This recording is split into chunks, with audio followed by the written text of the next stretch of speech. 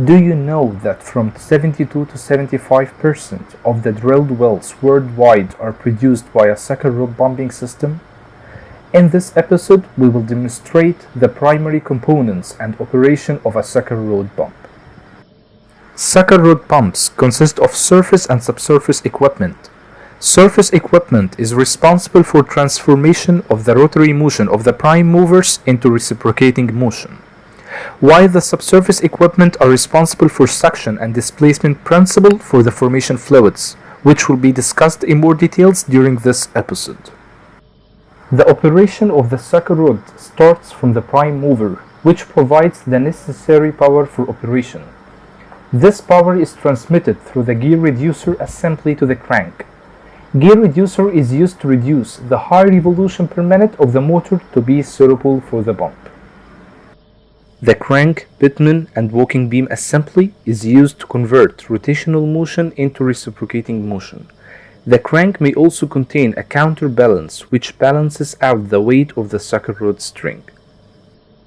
The horse head is used to ensure that the upward pull on the sucker rod string is vertical at all times to avoid bending moment loads. The polished rod and stuffing box combine to maintain a good liquid seal at the surface and thus force fluid to flow into the T-connection just below the stuffing box. Moving on to the subsurface equipment, it operates through an upstroke-downstroke cycle. The main components of the subsurface equipment are a dynamic plunger with its traveling valve and a stationary working barrel with its standing valve. During upstroke, a suction pressure is resulted at the standing valve of the working barrel, forcing that valve to move upward and enable the flow of formation fluid to the inside of the working barrel.